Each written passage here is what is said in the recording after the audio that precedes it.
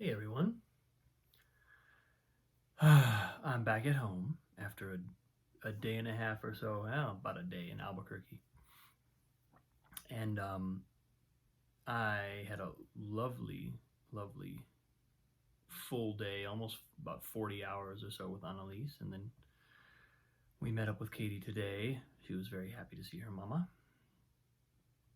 And what is kind of coming through for me is this sense of, it's interesting because it's coming up in a couple different ways. I was talking to a student about this, a piano student, and I've also just been noticing it in my own life. There's this way in which, I think about this on piano sometimes.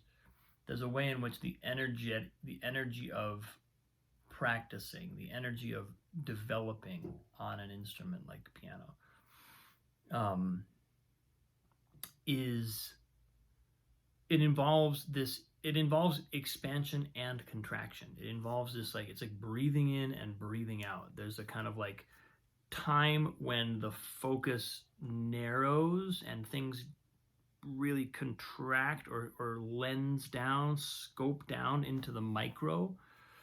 And that might be, generally the way I'm thinking about that is like, like as you learn a new piece, there's a way in which all that new information, all that new, especially if it's a difficult piece, there's this real micro kind of like going into the exact fingering, the exact micro movements that your hand has to make, all that kind of like, and just getting right in there, breaking it down to whatever the smallest level necessary is in order to actually solve the problem, actually get, actually be able to execute the thing. And then, so that's like kind of like the micro contraction side of the coin. And then there's this other side of the coin, which is all about like letting all of that go and um, expanding. And it's almost like letting all that micro work happen and then throwing a container around it and just letting it go again, not fixating on the perfection, trying to get that trying to get that like micro level of perfection happening. And from what I've experienced is that generally I work best and I make the fastest progress when I'm kind of moving between those two states, when I'm willing to go way in but then noticing, because I can get attached to that kind of micro state and then letting go of that, actually kind of like breathing out, letting myself kind of play and express and letting the emotion and the breath and the, or even like life context come back into the music, and letting it tie into everything in the world and my life. And then, maybe at some point I have been doing that for a while and I realize, I'm ready to go into the micro again. I'm ready to, like, either learn another new piece or really perfect a piece that I already have, but it's kind of been like coasting along at like not quite not quite fully mastered for a while, or so I'm coming to that. I'm basically like illustrating this balance, this kind of like movement between expansion and contraction, because it's what I encourage and what I try to cultivate is a sense of like neither one of them is wrong, neither one of them is bad. The program that I'm designing around piano is likely to emphasize the expansion side more, but that's because it's in a way compensating for habits that most people have around piano that are more on the contractive side of the coin. Now, that might have to adjust. I may also learn some lessons about this as we go, but that's where I'm putting that's kind of what I'm that's where my intention is coming from, and some of my observations about how piano is traditionally taught and what I think can actually enhance and make more efficient the learning process for a lot of people and more enjoyable. Getting stuck in contraction is a common issue for pianists. You can get there's so much micro going on that you can really just spend a lot of time there and end up never really leaving and never really feeling like you completed that task, or you got to the bottom of that, that you got there.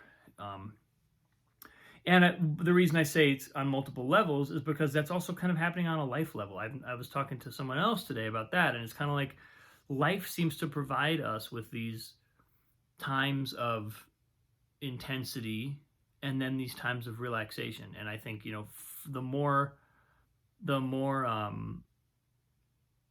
more experience I get living, the more I also see that being conscious about those kind of in breaths and out breaths, these expansion contraction cycles, can be really helpful. Actually, not just waiting to unconsciously or subconsciously gravitate towards the one that you've been lacking, but actually registering where we are, you know, slightly more often, and being able to track and being able to then adjust and realize a little bit, hopefully more proactively, before we get to, you know, before we go off balance, basically, into one or the other of them, just clocking that and giving ourselves a dose of the other, or maybe letting ourselves run all the way. Like sometimes I'll notice, like I know I'm contracting right now, but I just want to push to one end of that, and then let go.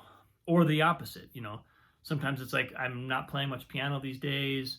Like actually the last couple of days have been a little bit like that. I've been doing other things. I haven't gotten to the instrument very much. Starting to miss it kind of. But I also know that sometimes these phases of just having time away, I come back and all of a sudden stuff's easy, or all of a sudden stuff that I was getting way into the micro and like kind of hitting a wall, it's like now there's no wall. I come back and I'm like, whoa, I don't even know what I learned, but now it's not hard. Now it's different. And yeah, I think I'm just that's and I noticed this same pattern in life too. You know, there's a way in which there are intense times of life, and then I've been meditating recently, but I've been meditating a little bit less. It's just been, you know, between going to Albuquerque, having family in town, staying up later because we're hanging out. You know, there's just been some things that have taken my routine. I've still been meditating every day for sure and doing my practice every day, but I've been getting up a little later than usual, not quite as, you know, not quite as rigorous.